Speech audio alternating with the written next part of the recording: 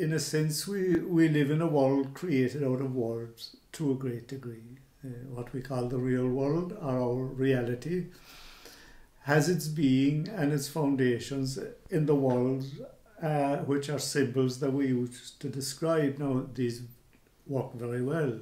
Like, for instance, today is a Saturday, and tomorrow is a Sunday, and yesterday was a Friday. Now, when I speak of these things, then you know what I mean. We have a kind of a gentleman's agreement that these things have a certain meaning, and we place them in a certain order to make that meaning more simple and more useful in our daily life. The same goes for the clock or mechanical time. Like 1 o'clock, if I say I meet you at 1 o'clock, well, then this avoids a lot of confusion, and so it works very well. But the thing is that what we tend to forget is that these are social conventions. They are convened to help us in our daily lives, to make it more organized and more simplified and avoid confusion. And they make the great wideness and the grandness of life smaller and therefore more manageable. And time is one of the things, as in past, present and future, that is a social convention to help in this regard. It's imposed by our concepts upon the various phases of the moon. And for instance, when I say today is Saturday, but of course there's no such thing as a Saturday, you know. There's no such thing as a Sunday. If you ask yourself, are Saturdays and Sundays made of the same stuff, or is there something different about them, as the name would suggest? And the same for months like January, February. These are just names, symbols that we superimpose upon nature, and we take them to have a reality, an independent reality of their own. But of course they have not. They're only relative to thought and to our language and to our symbolism, even though they serve us very well indeed. Now, when I first approached this question of time and to try and figure out what eternity was, or if there was such a thing, if there was such a thing as a past, a present and a future, I found it to be one of the most aggravating questions, or mysteries if you like, of this whole business of inquiring into life at a deeper and more fundamental level. And I have always been like that, really, even from early childhood. I wanted to know the why and the how of things, and to a great degree my life still is lived in the why and the how of things, in the background of things, rather than in what we take to be the obvious. And strange thing about our ideas of past, present and future is at the root cause or the root foundation of this idea or concept is memory. And because all is recorded in memory or in consciousness, and memory gives the idea, the feeling, or the notion that that events happen in a linear time. That is, I have memories of my childhood, and it seems very far away and mostly behind. And I have the feeling of the present as being something here now, the present. But our idea of it is a momentary present, that it's one moment followed by another moment, followed by another moment. And we seem to be pushed from behind by the past through what we call the present into what we call the future. So, in a sense, we are always rushing away from life, rushing into some future. And of course, mostly when we get there, or when we feel we get there, we're disappointed because immediately there is another future out ahead. So this idea of an ideal life in the future or at some other time, or that things will be better, and maybe they will, but it's an illusion because one never gets there. And the reason one never gets there is because there's no such thing. It only exists in thought. And this memory is a present moment thought. Like, I might say I have an old memory of when I was a young boy. But the truth is that I can't have an old memory because that's impossible, because a memory is a thought, and all thoughts are present moment thoughts. They're now thoughts. It's impossible to have an old thought. I can only have a now moment thought of something already experienced. And these experiences are held in memory and recalled by present moment thought.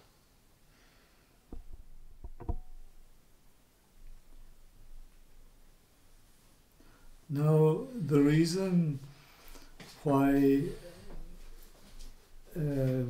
understanding the fact that I can't have an old memory, that it's all thoughts are present moment thoughts, because otherwise it's very difficult to get out of the trap of feeling that the past is behind, the present is now, and that the future is somewhere out ahead. And basically it's a lie, you see. But we tend to like lies anyway. It's rather important for the human creature in all times to be told the lies we desperately need to hear, because they comfort us and give us a feeling of security, safety and continuation, and almost like a guarantee of this better life and more life and much more life out ahead, which of course a lot of that has to do with our fear of death, but that's a subject for another day. Now, another aspect of the illusion of past, present and future as driven by memory is that memory is not true. Even if two people, if you and I experience an accident and we're both standing at the side of the road and a car comes along and knocks somebody off a bicycle, for instance, we both experienced the one accident, that's without doubt. But even 5 minutes later, when questioned, our reports will be different. My report of what I've seen and what took place, and your report will differ. And the reason for this is because all experiences are all like a present moment thought of a past event is a present experience. So all these experiences are coloured by how we're feeling at that moment, and is also coloured and affected by what we have experienced in the past. So any recall from memory is not true. It may be reasonably accurate, but it's not true. And when I say I'm recalling an old memory, that's affected and coloured by how I'm feeling today, what I've experienced since that event took place in childhood, and so it's seldom true. And we generally we kind of have a sort of general gentleman's agreement about these things, you know, and this is very much the case with time. Like, even the idea of Pat the person is a creation of time. It very, very seldom touches reality of the now, of the present moment. It makes up a kind of an idea that I am all my past experiences. This is who I am. Don't you know what I have achieved, and where I was born, and when I was born, and what I worked at, and so on. So this kind of calendar of events tends to make up for Pat the person within myself who I am. And not alone who I am, as if that wasn't bad enough, but what I am. And so I take myself to be the content of my memory. And this is not true at all. Of course, it's not true. And has nothing at all, except in a very surface way, to do with who and what I am today. Because my idea of who I am today is to a great extent dependent on the memory of the past. And that may not be who I am at all, really, or what I want in life. Now, another aspect of time, time is in past, present and future. Remember, we are not speaking about the time it will take me to travel from A to B. This is not the problem, and this does not cause us problems in our daily living, or psychologically, or emotionally, or spiritually. It does not cause us problems. But this idea of eternity seems like a great mystery to us. And because of our addiction to time, we feel, well, eternity must be a very long time. This must really be a huge amount of time. So long, in fact, that we can't even fathom it. Now, herein lies one of the great tricks of this whole business of time that we're speaking about. Because the truth of the matter and the reality of the matter is that eternity is no time at all.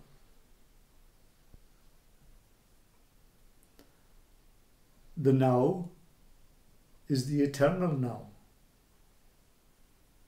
Even to say the present moment is a distraction from the truth, because it's always now.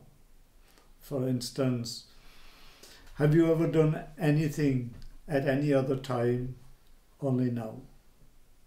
You say, yes, well, I've done things 5 years ago. Well, fair enough, but it was now when you did it. You see? So it's always now. The now is the reality, and the now is what's known as eternity, which is the complete absence of time. Because time is a superimposition on the eternal now by thought. It's a mechanical device, like a clock, a circular mechanical device.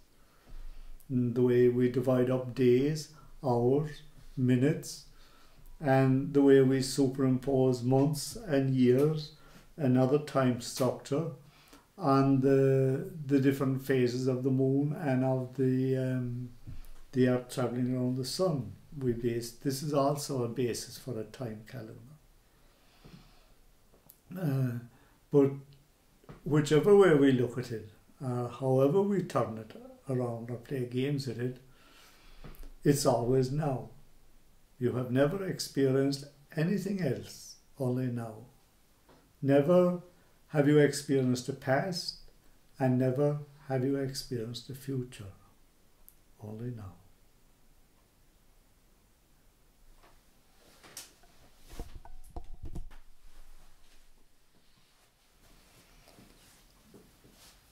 Now you might say, so what has all this got to do with me? How does this affect my life? Or how will it improve my life? Knowing, if I understand what you say as being true. Well, the thing is that it has everything to do with your life, because also hidden in this addiction to time, and it is an addiction and a dependency. And like all addictions or dependencies, they have a lot of repercussions that we're not always aware of. And one of the repercussions of time is that we're rushing ahead into what we call death. You know, because it becomes something that's out ahead of us, and time confirms this. Then, however, if you understand that there's only the eternal now, that there's no such thing as time, then consequently we have a greater understanding, or even a greater feel for something called eternal life. Because let's say you look at it in this way. If you look back at the past, your past in particular, and see how it all changed from a child to a young person, to an older person, to a middle-aged person, and maybe now to somebody who is getting into more advanced years. And so there's many changes, and the body, which you take to be yourself, or maybe have taken to be who and what you are, has also changed and is in a continuing process of change. Well, there is one thing about all that activity that has never changed, one iota whatsoever, and that's your sense of conscious presence, your sense of beingness or aliveness, this sensation, this conviction. Nobody has to tell us about it or prove it to it, because we know it, that we are, that I exist. It is not reliant upon thought. I don't have to think about it. I know it. So, and this awareness, this knowing, is also eternal.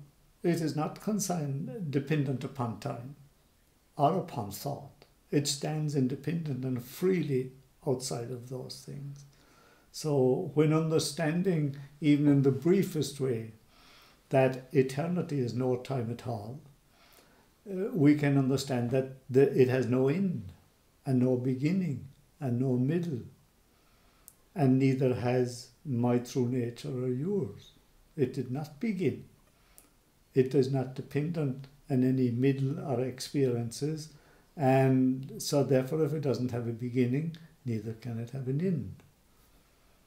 And this is what eternity and eternal life is.